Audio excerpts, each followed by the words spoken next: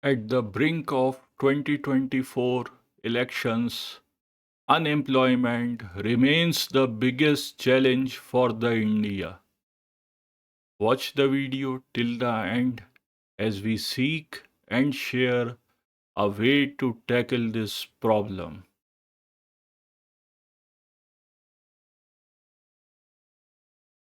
Good evening, everybody.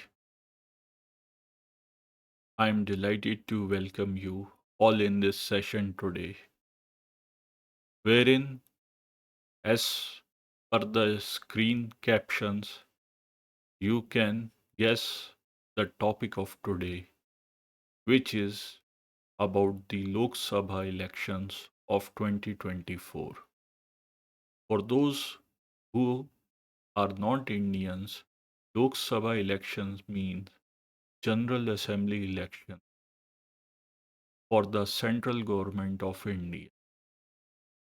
It is held every fifth year, and there is a house where the winning party has to prove the majority number of seats, and thereby that party becomes the ruling party of the country, similar to many other places in the world.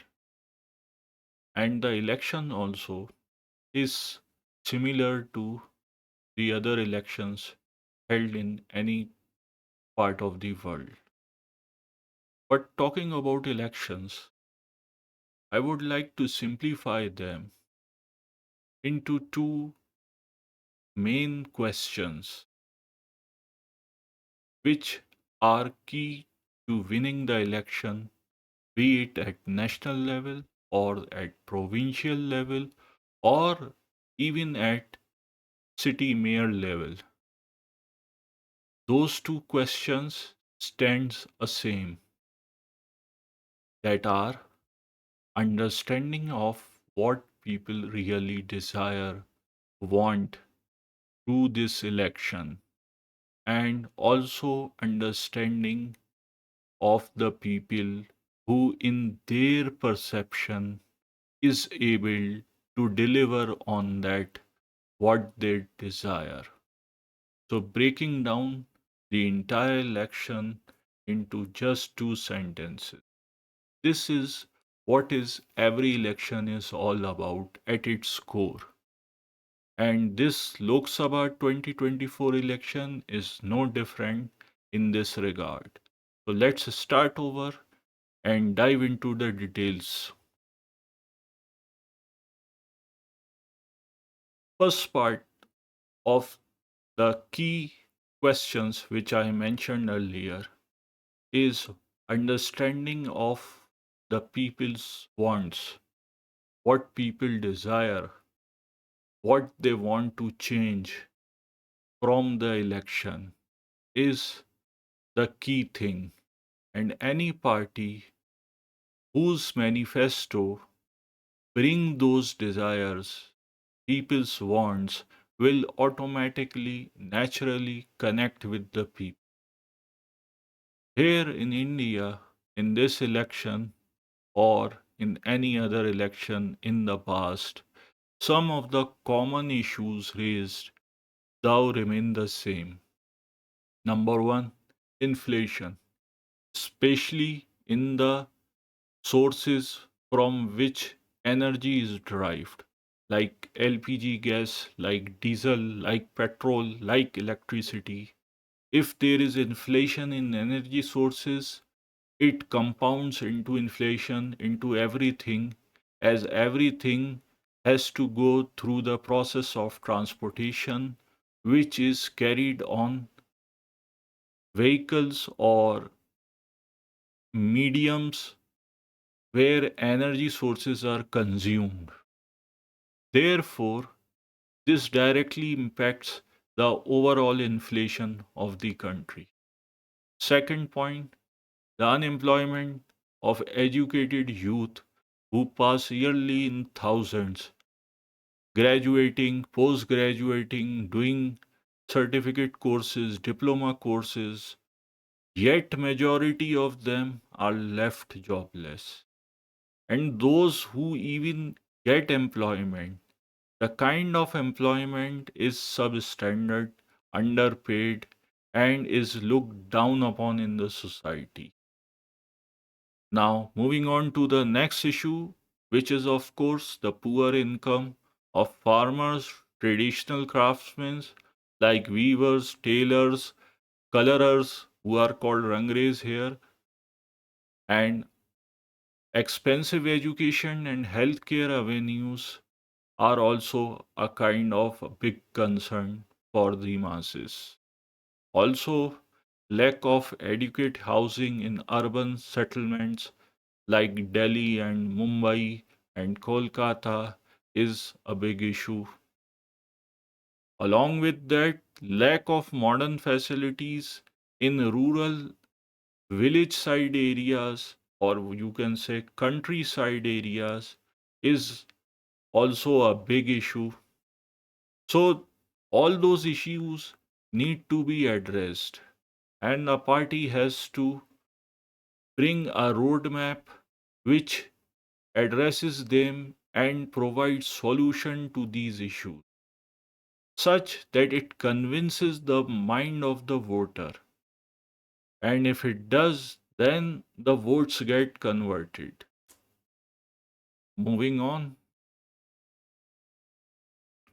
talking about this election, the two main players of this election is one, the ruling party, the BJP, led by Mr. Narendra Modi, who is currently the prime minister of the country, sitting with heavy majority in the house, and he expects to come back with even far heavier majority than what he has now. He is faced as an opponent by Mr. Rahul Gandhi, who is from Congress. Congress earlier led the UPA coalition, which ruled over the country from 2004 to 14 for about 10 years.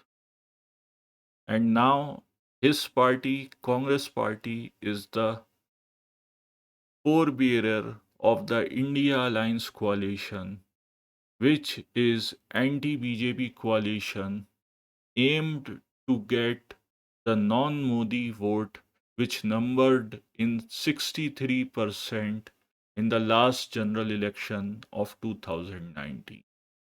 Now, the main dependency on which the result will depend is the factor that if the India coalition of Mr. Rahul Gandhi somehow ables to get 63% non-Modi vote by their side, then they will win.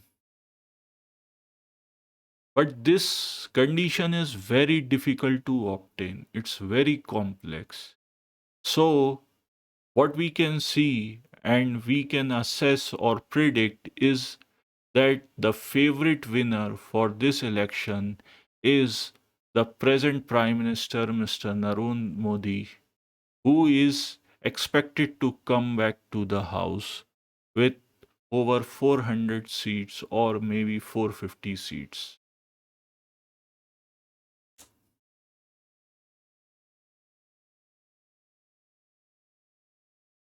We earlier discussed that every election can be broken down into two main questions. First of it is what people want, which has been addressed in the earlier part of this session. Now, coming to the later part, which is about who can deliver those wants. So, let us start with this. If you look at Prime Minister Modi of BJP's party or Congress, Mr. Rahul Gandhi, and correspondingly analyze their two parties and their track records in the past, you will get some kind of idea from this that the Congress led UPA government moved the country to a higher GDP growth rate of 7.6%, while Modi government still is able to achieve some north of 6%. Modi government's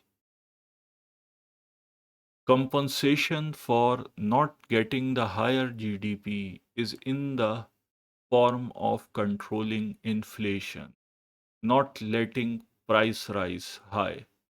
This is how Modi government scores over UPA. Congress also faced with difficult circumstances scenarios such as global recession of 2008, whereas Modi's government faced the COVID-19 pandemic and dealt with it in an appropriate way, satisfactory to most of the citizens of the country. Now, we have discussed a lot of points and compared the two parties. Let's come to one point where Modi is the clear winner and Congress stands nowhere near it, which is about combating terrorism and national security. Modi has achieved workable peace in the region of Jammu and Kashmir. It has also silenced the cross border terrorism to significant levels and also have able to reduce the internal terror incidents to negligible.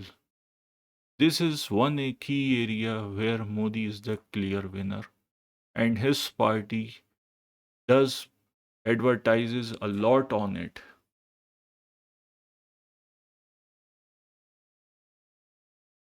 Coming to our take on this election and what we want to say here is unemployment stands as the biggest issue of the nation, and it is still a issue which is unresolved at large. According to agencies, millions of graduates pass every year from number of colleges and universities. Yet almost half of them remain unemployed. These include MBAs, engineers, dentists, law graduates, and many more. Now, these students who are unemployed often get depressed and take extreme steps like suicides, or they indulge in narcotic substance, or even they indulge in crimes to get some money. And we have lot of data from criminal monitoring agencies in the country which do say that.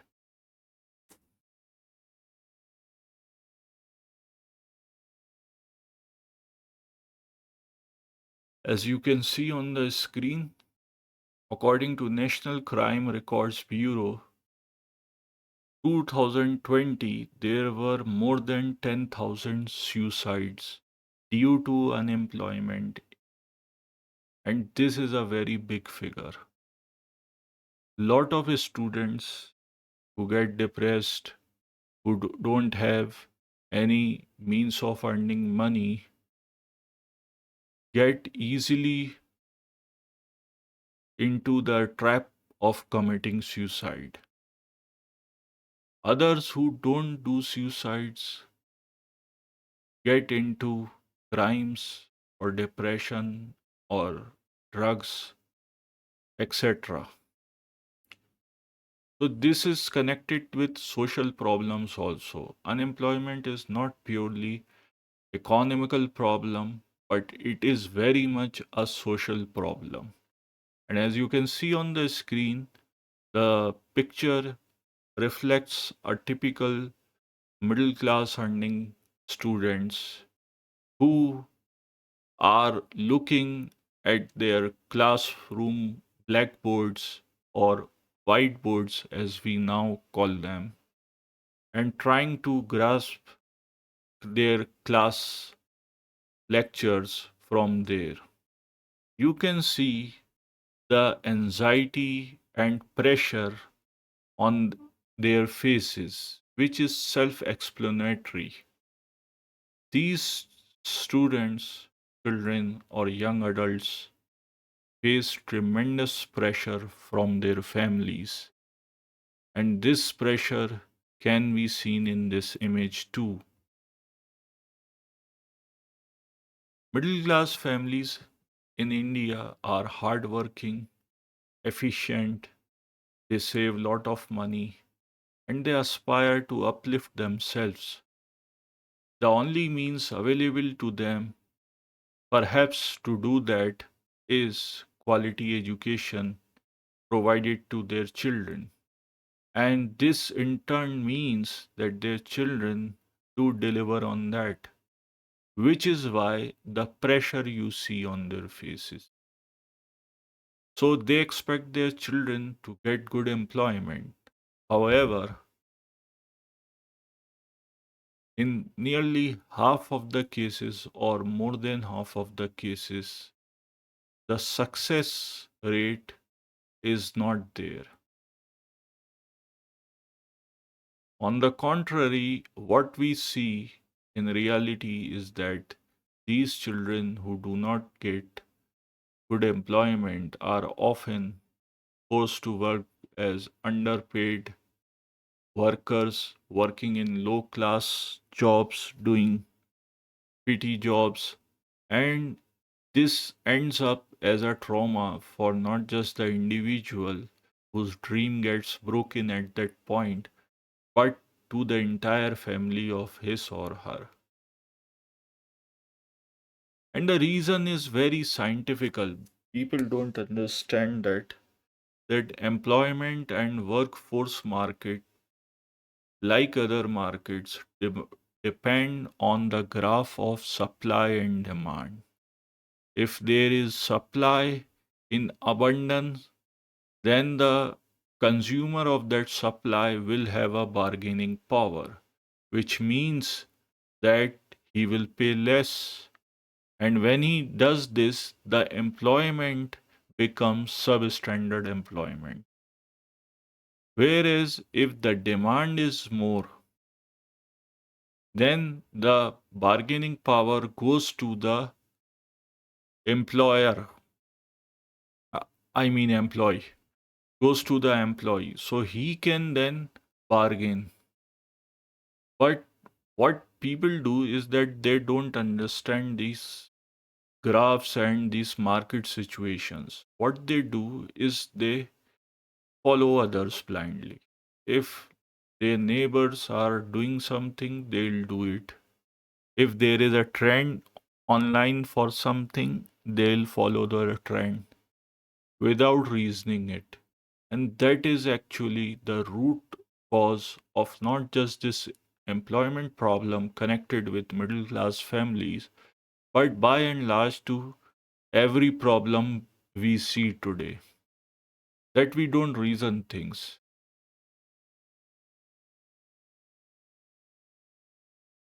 Now, talking about the possible solutions for this unemployment problem, there are many traditional approaches which we have seen in the past and we continue to see it today, and most possibly we'll continue to see them in future too, which is creating more jobs by building factories, workshops, inviting public private partnerships, and creating special economic zones.